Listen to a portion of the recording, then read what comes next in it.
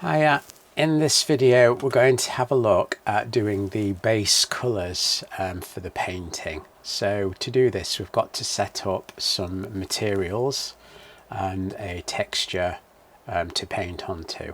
So at the moment I'm in the UV editing mode, and you could do it in here, but I'm just going to switch to layout. And we've got everything selected at the moment, so I'm just going to deselect everything. And then I'm going to go through these objects one by one and assign the same material to them. So I'll click on the hair and I'll go to the material slot and I'm going to click new, and I'm going to rename this base color. And I'm just going to give it a color just so I can see that it's working.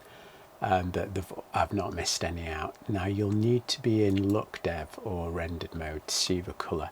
So there we go. I like my new hair. So let's go through the rest of it. The head. Now the head already has a material, so I'm just going to simply delete that material, click in this little material slot and pick my base colour. Same for the eyes, pick the base colour. The ears, pick the base colour. There is a way of linking material colours together, but let's just, whoops, I've clicked the wrong thing, undo it. Let's just, it's not going to take long. I just like to go through everything manually and check it's all as I want it to be. So they've all got the same base colour. I don't think I've missed anything out. So if I change this base colour, everything will change. Okay, I'm not going to leave it this colour, this is just a starting point. And what we're going to do is we're going to plug a texture map into here. So if we go to the shading workspace, we can see this shader, and this is the one that was here. So this shader controls, you know, the roughness and the specular maps, the normals, the base color. And what we're going to do is create an image texture here and plug it in. And you can do it here. There's a few different ways of doing it. I'll come back to this and show you in a minute. But we're going to head over to the texture paint workspace. And I'm just going to go into object mode, and I'm going to start with the hair.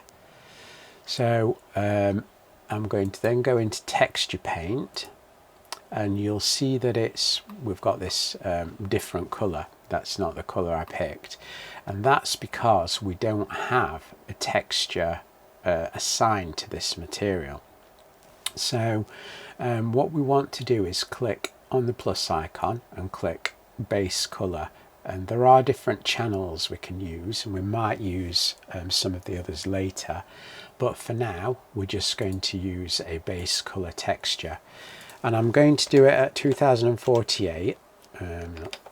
That's a power of 2, so it's a square, perfect square. It's not super high resolution. It's not a 4K image, it doesn't need to be. I'm just going to have some random fairly neutral base color, and I'm just going to leave it like that. So now we've applied a texture map, and if I go into the shading workspace, you'll see we've got this base color, and it's now connected to the base color. Excuse me. And in here we've got the base color map.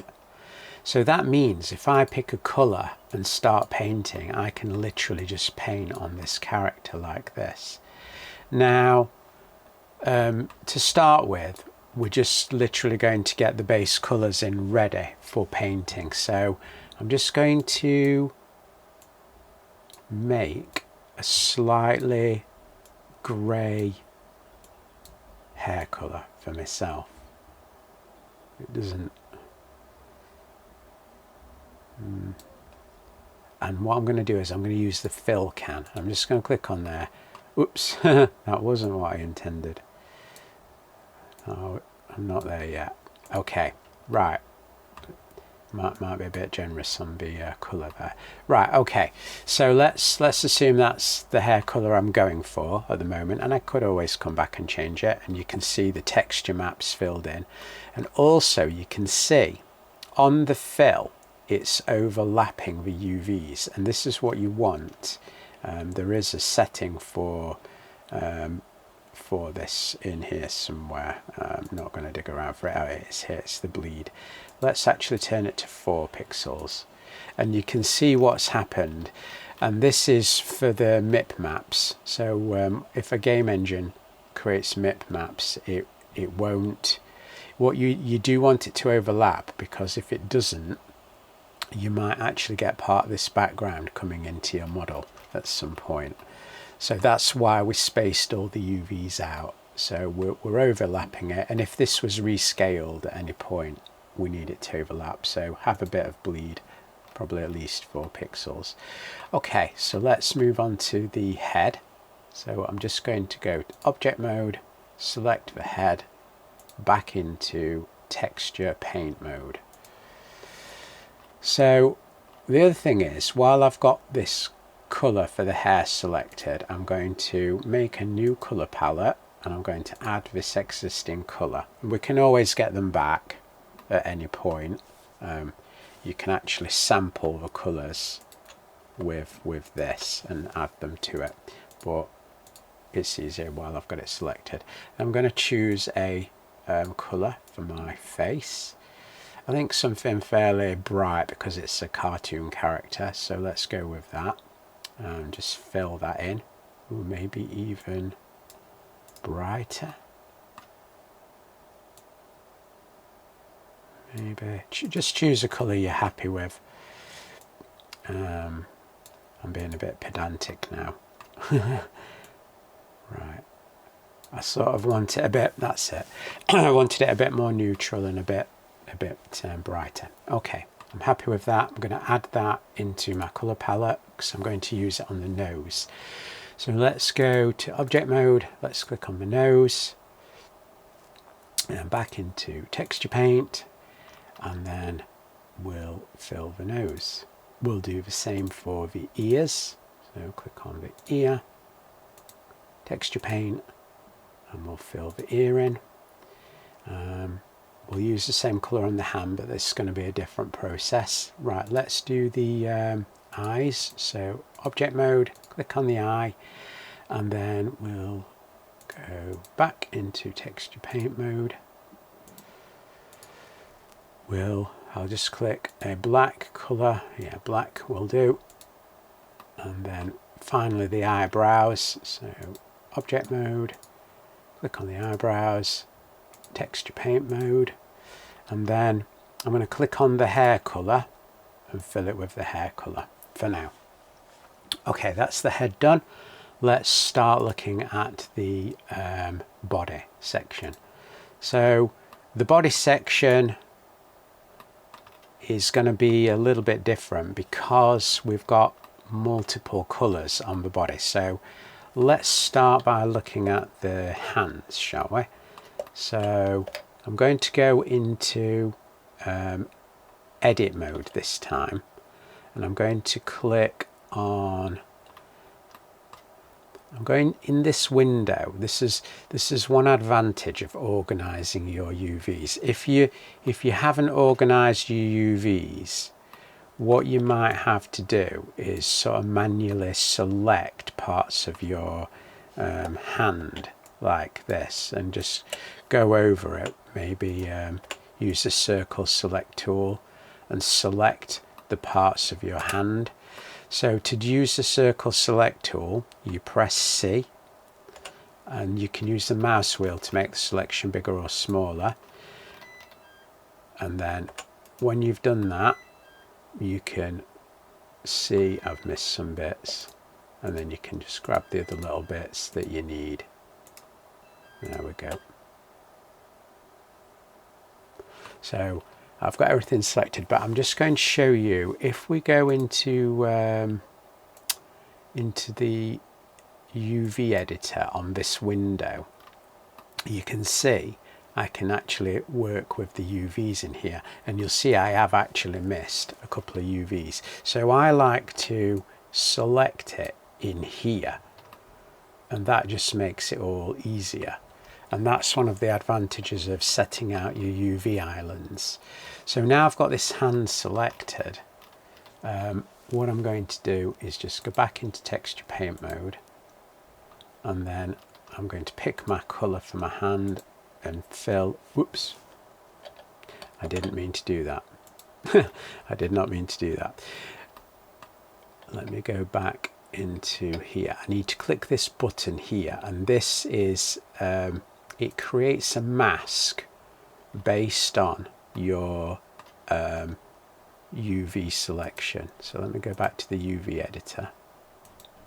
UV editor. Oh, it's because I'm not in object mode. And now I can click on the hand. So yeah, that only shows up in edit mode. So I've done the hand. Okay, right, let's do the foot. So if I want to know what UV, I mean, I know that it's these ones up here. Whoops. I know that it's these ones up here, but if I click on my pieces here, I can see. And one thing I can do with the seams, if you've got seams on your model, you can click on a part of your model and press L, and then press L again.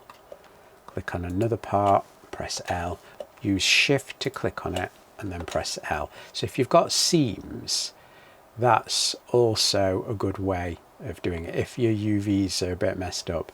Again, because I've done this manually, that process is easy, and I can see on here what's going on.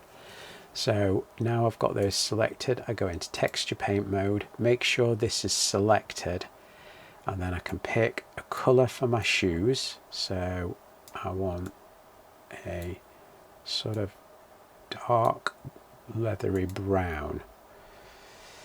Now you'll notice the coloring's not the same, and that's just because of the way it's being lit. You can go into flat shading and have a look what it would look like with no lighting. So some game engines use this, and then you paint in your own shadows. For now I'm just going to leave it on studio lighting. Okay, was that on studio or? Yeah. Just going to leave it on there, and that will give you the effect of all the roughness and everything, which we don't have yet. Right, let's carry on. Let's do the trousers. So I'm going back into edit mode. I'm going to click on this bit here and press L to select overlinked, and that's actually got all of the piece that I need. I'm going to go back into texture paint mode. I'm going to choose a colour for my trousers, and there's sort of a sandy, yellowy, orangey colour. I am going to go back into flat shaded because I like to see that's a little bit dark. Yeah, that's okay. Right, now object edit mode again. Let's do the shirt. So I'm looking at this piece here. So yeah, so I'm probably just going to use B to border select and select that shirt piece. And then I'm probably also going to shift click here and press L to select the arm. So that's L for linked select. So I've got two pieces. I've got the arm and this, and they form part of the shirt. So let's go back into texture paint mode. My shirt is quite a dark blue, and it's, what sort of blue is it? Yeah, I'd say it's sort of like that. There we go. There's my shirt. It's probably a bit grayer actually, but we're splitting hairs here. Okay, that'll do. That'll do. We want your character to look vibrant. Right, let's quickly do the waistcoat, and we're nearly done. So object mode, edit mode, click on the waistcoat or whatever clothing or item you want to colour. And also I believe this is the patch, so I'm just going to border select the whole of that. Will that fit in? Just, I don't want to clip this. So now I've got, I think that's the patch. I'm hoping that's the patch. Oh no, that's the belt. I don't want that. So yeah, it is just this piece. So for the waistcoat, we're going to go back into texture paint, and then I'm going to pick, I'm just going to add that to my color palette for that shirt, and then I'm going to keep the same type of color, but I'm going to make it a bit greener and a bit grayer, and I'm just going to use that will do. Back into object mode, select this, edit mode, let's press A to select all of it, go into texture paint mode, and I'm just going to use the same color for that, to be honest, and I'm going to add that color to my color palette. Right, let's just finish this off then. So we've got edit mode, let's click on the object mode, sorry, let's click on this, edit mode, click on the belt. So yeah, I need all of this because that's we've got a very small edge on the top. We need to select that as well. So texture paint, and then we need to select a brown leather color for that. Mine's quite light orange color, that will do. Object mode, select the buckle, edit mode, select the texture, and then texture paint mode. I know there's a lot of switching modes. You don't have to, you can paint on the whole thing at once, but it is easier to separate your objects so you get nice clean lines, otherwise you're going to be, it's like a colouring book with an awkward paintbrush. So let's just pick let's just have a sort of light colour. We're probably going to put a metal shader on this, so we'll make it look more metallic later, but for now that will do. And then the last thing, not forgetting, is the button. So edit mode, so we'll just select the button, B for border select, go into texture paint mode. It's just a matter of practice with all these button switching. So I'm just going to have a dark brown colour and I'm going to paint that in. Right, that will do. So going back into object mode, we can see we have the basis of a character, and you could leave it at that if you're happy with that and you want to go for a clean look. We can also view it in shaded mode so it looks a little bit better, or we could now go a step further and actually start painting some detail, and I would highly recommend a graphics tablet. You don't need one, but it does help. And there's our corresponding texture map. So I'll probably see you in the next video, so thank you.